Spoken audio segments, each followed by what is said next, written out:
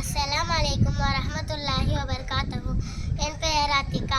இப்பொழுது நான் உங்கள் முன் பேச இருக்கும் தலைப்பு நற்குணங்களின் பிறப்பிடம். அவர்தான் உங்கள் முன்னோடி, அவர்தான் உங்கள் முன்மாதிரி, அவர்தான் உங்கள் வழிகாட்டி, அவர்தான் உங்கள் கண்குளிர்ச்சி, அவர்தான் உங்கள் உயிரிலும் மேலான தலைவர். வாருங்கள், இந்த உத்தம தலைவரின் நற்குணங்களிலும் வாய்வை பக்கங்களிலிருந்தும் சில துளிகளை அன்னாரது சமகால தோழர்கள் வர்ணிப்பதை படிப்போம். அனஸ் இப்னு மாலிக் ரலியல்லாஹு அன்ஹு அவர்கள் கூறுகிறார்கள், நபி ஸல்லல்லாஹு அலைஹி வஸல்லம் அவர்கள் ஏசுபவராகவோ கெட்ட வார்த்தை பேசுபவராகவோ சாபமிடுபவராகவோ இருக்கவில்லை.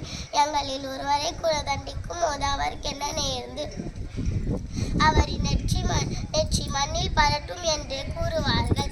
அப்துல்லா பின் அம்ர் ரலியல்லாஹு அன்ஹு அவர்கள் கூறுகிறார்கள், நபி ஸல்லல்லாஹு அலைஹி வஸல்லம் அவர்கள் இயற்கையாகவோ செயற்கையாகவோ கெட்ட வார்த்தைகள் பேசுபவராகவோ இருக்க இல்லை. உங்களில் சிறந்தவர்கள் உங்களில் நற்குணங்களுடையவரோ என்றே கூறுவார்கள். ஆயிஷா ரலியல்லாஹு அன்ஹா அவர்கள் கூறுகிறார்கள், நபி ஸல்லல்லாஹு அலைஹி வஸல்லம் அவர்கள் அன்பளிப்பை ஏற்று அதற்கு பதிலாக ஏதாவது கொடுத்து ஈடு செய்வார்கள்.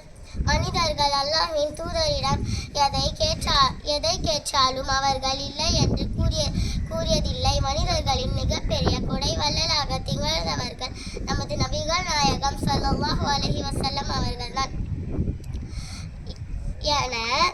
என ஜாபிர் ரலியல்லாஹு அன்ஹு அவர்கள் கூறுகிறார்கள்.